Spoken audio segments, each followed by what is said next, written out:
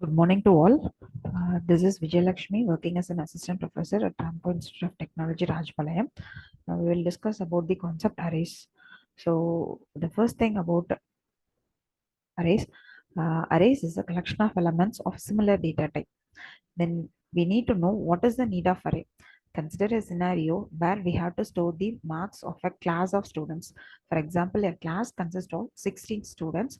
We have to store the marks of individual students.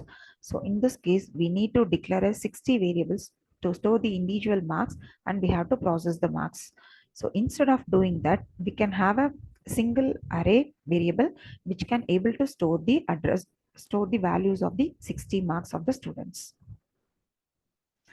So the first thing about arrays is a collection of elements of similar data type. That is, we can able to store in an array the different elements of similar data type.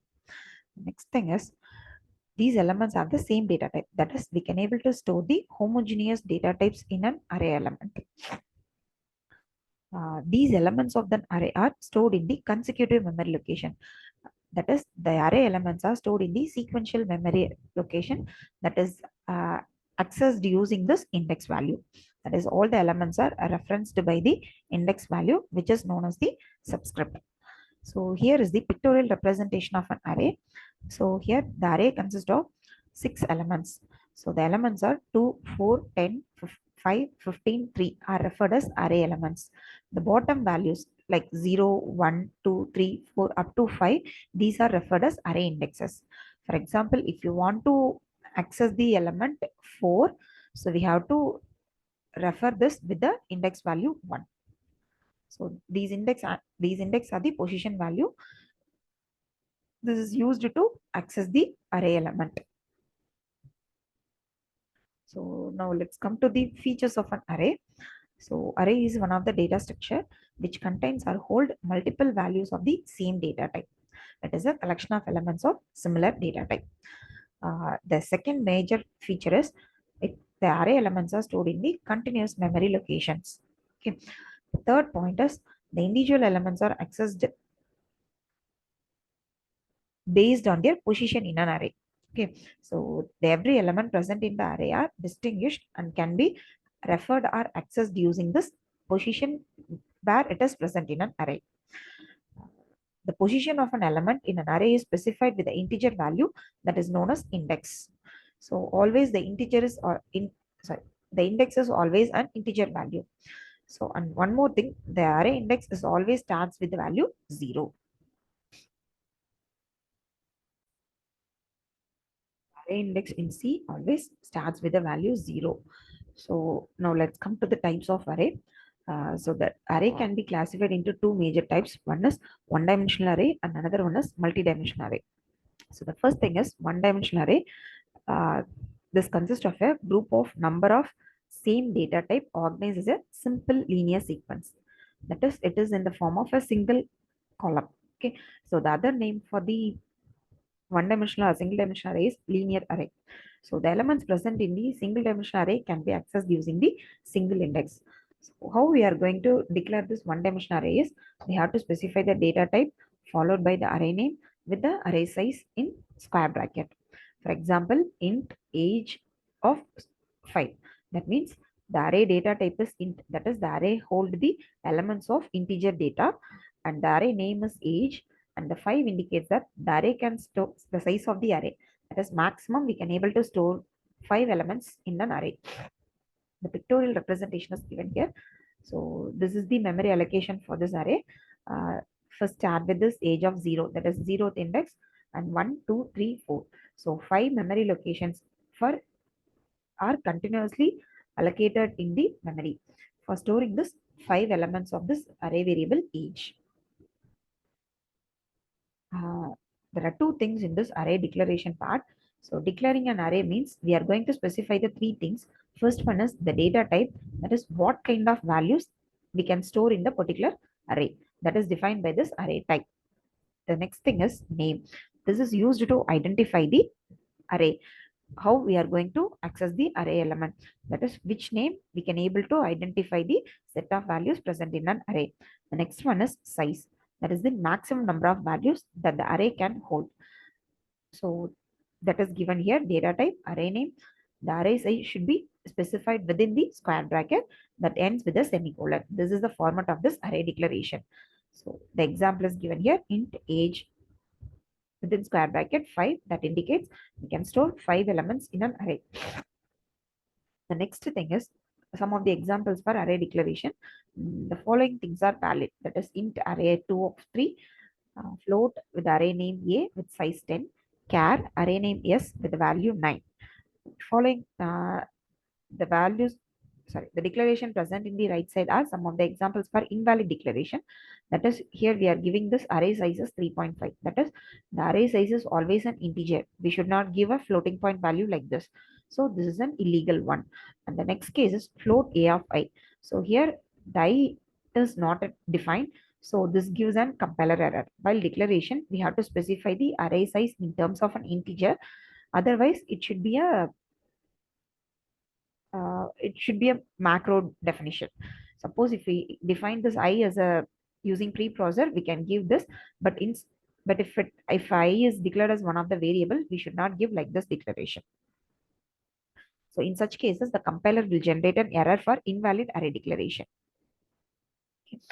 So we have declared an array. The next thing is how we are going to initialize the array values. Okay, so the array values can be initialized by using this any of this method. That is, we have to give the array data type, array name, along with the size equal to, we have to give the set of values within the curly braces. That is, the arrays can be initialized during the declaration time itself. While we are declaring a number array with size 6, we are giving the values for the array elements also. The second case, we are giving the array name and we doesn't specify the array size. This is also possible while we are initializing the array. During the declaration, there is no need to specify the size. Okay, so this is valid, and also this is also valid one. So float array name is press, and we are initializing with some set of values. So the initialization list, it consists of a set of values that is separated by comma, which is enclosed within curly braces. For example, if you are giving int age of 5, that is equal to 2, 4, 34, 3, 4, then the values are assigned like this. 2 is present in the location age of 0, 4 in location age of 1, and 34 in location age of 2. 3 is present in the location age of 3, and 4 is present in age of 4. This is the way of initializing the one-dimensional array elements. So as I said earlier, it is not necessary to define the size of array during initialization. While we are declaring and initializing array at the same line, there is no need to specify the size. In this case, the compiler will automatically determine the size of the array by calculating the number of elements present in an array. Okay. So this is about array declaration as well as the initialization concept. The next major thing is how we have to calculate the address of the individual array element. So as we know, while we are specifying the array name, we are getting the base address of the array. For example, if we are declaring one array with int marks of some 7, marks of 8, while we are giving the array name, we are getting the base address of the array.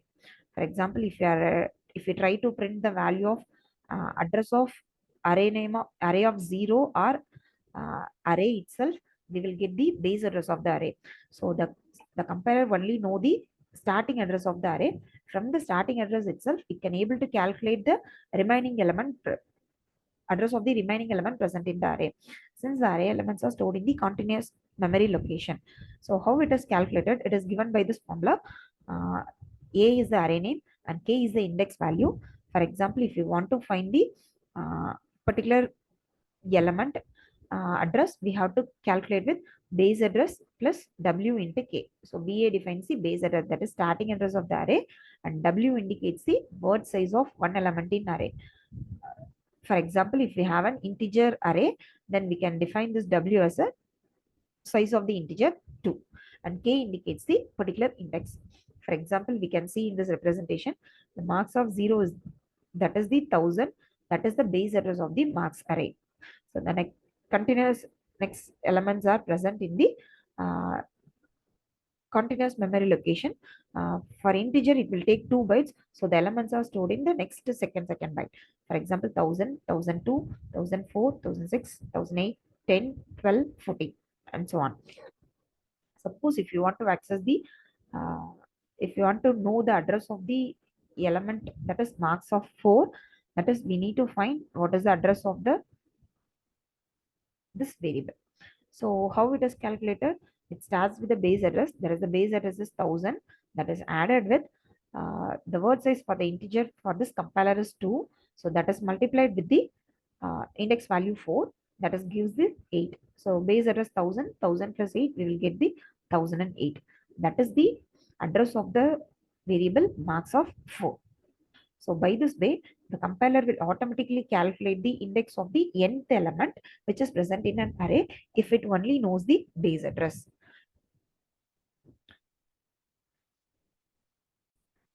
Now let us see one example for how to access the array elements. So here we are declaring one array with the name A, and we are initializing with 5 values 100, 200, 250, 300 and 400. So how to access these elements?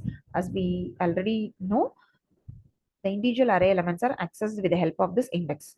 So if it is an array which consists of more than one element, so it can be accessed with the help of this for loop. So here we are using this one for loop to iterate the elements, and we are printing the elements with the help of this printf statement. So printf %d a of I. So first time it will take the value present in a of 0, and the next time I becomes 1, so it will take the value present in location a of 1. So this is present in location 0, and this is in location 1, and this element is present in location 2 and 3 and 4. So every time whenever the for loop is executed, it will access the element present in the corresponding index a of 0, a of 1, a of 2, a of 3 and a of 4. So when we are executing, we will get the output is like this. So the entire numbers are 100, 200, 250, 300 and 350. Sorry, 400. And in this case, we have declared and initialized the array. And in the next example, we will see how to get the input for this array of numbers. So here also we are here we are only declaring this array with the value with the size of 5, and we are getting the input from the user using the scanf. So we have to get 5 elements. So we have to use a for loop which will iterate for 5 times. So every time it will ask the user to enter one number and store it in the particular index value. So first time it will get a value and it is stored in a of 0, and the next time a of 1, a of 2, a of 3 and finally a of 4. So after that we are just printing the numbers. So the output will be look like this. So first we are getting the 5 numbers. After that the entire numbers are printed using this printf statement. So this is about one-dimensional array. Now let's move to the two-dimensional array concept. So, the best example for two-dimensional array is a matrix. So we all know how to represent a matrix. So it is in the form of rows and columns. So the two-dimensional array in C is specified using two subscript, where one subscript is used to represent the row and the other one is used to denote the columns. Okay, so it looks like an array of one-dimensional array. Okay, we can represent two-dimensional array as an array of one-dimensional array. So here this is a pictorial representation. So this is a row and this is a column. So if you want to access a particular element present in this location, we have to use two subscript. One is for row and another one is for column. So with the help of the two index, we can retrieve a particular element present in this 2D array. So the first thing is how to declare a two-dimensional array. So when you are declaring a two-dimensional array, we have to specify the data type followed by the array name. Followed by this, we have to give two values. One is for how many row, that is row size, and the second dimension is for column size. We have to specify how many rows along as well as how many columns present in this two-dimensional array. Okay. So if you declare an array with the two-dimensional value m cross n array, if you want to declare, then that array contains m cross n elements. For example, if you want to declare a 3 cross 3 matrix. It totally consists of 9 elements, and each elements are accessed using two subscript, that is I and j, where I is always less than or equal to m and j is always less than or equal to n. So with the help of this two subscript, we are going to access the individual elements. Now let us see one example for this two-dimensional array. So here we are declaring an array of data type int, and the array name is marks, and we are giving two index value 3, 5. That is, the array consists of 3 rows and 5 columns. This is given in the picture. That is row 0, 1, 2, and similarly columns 0, 1, 2, 3, 4. Okay. So if you want to access the particular element, we have to give the row index as well as the column index. For example, here it is given here marks of 0, 0. That is 0th row, 0th column. And similarly 0th row, first column, 0th row, second column, first row, second column. Like this, it is the elements are accessed. Okay. So suppose if you want to access the element present in the uh, second row and fourth column, we have to write marks of row index is 2 and column index is 4. So everything should be written within square bracket. Okay. So next thing is we have see how to declare the two-dimensional array. The next one is how to initialize the two-dimensional array. So the two-dimensional array can be initialized as like one-dimensional array. That is, while declaring itself, we can initialize this. So the initialization can be in two ways. One is we have to specify what are all the elements present in the first row followed by second row. Like that, we have to specify row wise, or we have to give directly all the elements. So in the first case, we can see the 142 present in the row 1, that is given, that is separated by curly braces, comma, the elements present in the second row is again separated by curly braces. So 142 is present in row 0, column 0, column 1, column 2. And similarly, 368 is present in row 1, column 0, column 1, and column 2. Okay, so either we can specify like this, or else simply we can write 1, 4, 2, 3, 6, 8.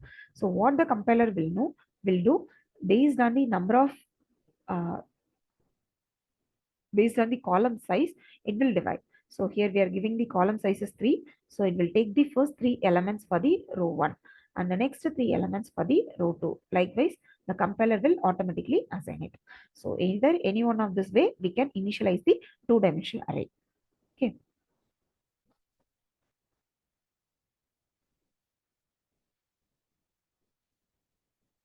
So the next thing is how to access the elements of an array, 2D array. So as we know, if you want to access the one-dimensional array, we have to specify the array name followed by which index you want to access, that is given within a square bracket. Similarly, if you want to access the elements of a two-dimensional array, you have to specify the index number of both row as well as the column. Okay. So for example, if you want to access the uh, first row, that is 0th row, third column, you have to specify like array name, that is the row index is 0 and the column index is 2. So automatically it takes the 0th row second element. So it will output the value as 2. Okay. So I have to specify both row as well as column. This is a way of accessing the elements of a 2D array. Okay. So this is a small example program. So to display the elements of a 2D array. So here we are declaring an array with the size row size 2 and column size 3. So totally we are having 6 elements. The elements are initialized during the declaration itself. So 142 and 368. Suppose if you want to display all the elements present in the array, we have to keep two index. Okay, so we have to specify the array name followed by row index and column index.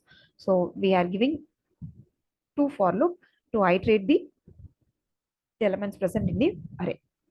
So the first outer for loop is always given for the row. Okay, so how many rows are present in this? Based on this, the outer for loop has to be executed. So we are writing it for to execute for 2 times. So I equal to 0, I less than 2, I plus plus. That is for row, and the inner for loop is for columns. So that is j equal to 0 and j less than 3. So how it will work? So first time I will be taken as 0. So that is it will start with the 0th row and j value is taken as 0. So first we are taking 0 0, that is 0th row 0th column. So followed by j will be incremented and it is set as 1. So 0th row first column, and again j will be incremented by 1. So j is equal to 2. So it will access the 0th row, second column. So when j becomes 3, this loop gets failed. So it comes to the next row. Now it will access the element present in the row 1. That is I value becomes 1.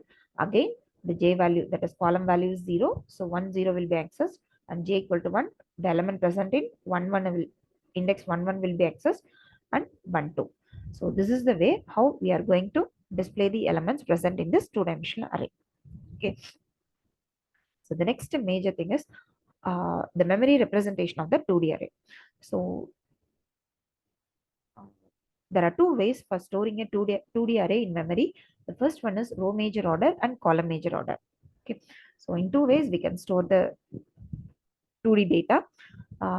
In the case of row major order, the elements of the first row are stored. For example, this is the elements of the first row. That is 0 0, 0th row, 0th column, 0th row, first column, 0th row, second column, 0th row, third column. After that, first row content will be present, then followed by the second row content. Okay. So this is the way in the row major order, the elements are stored in row by row. Okay. The 2D array can also be stored in the form of column major order. In that case, the first column elements are stored initially. That is, we can see here the first index will not change. That is 0 0 0. That is, the row index will not change. But here we can see the column index will not change. This is 0th row, 0th column. This is first row, 0th column, and second row, 0th column, third row, 0th column. So here the first column data is present initially, followed by the first column. Likewise, we can store here. So there are two ways, depends on the compiler architecture. The elements of the 2D array are stored in this memory. So here also, if you want to access the particular element, we have to, we know only the base address of the array. From this base address, we have to find out the corresponding element present in this array location. Based on that, we can retrieve the element. Okay. So this is the way of 2D array storing in memory. So thank you all. Thank you.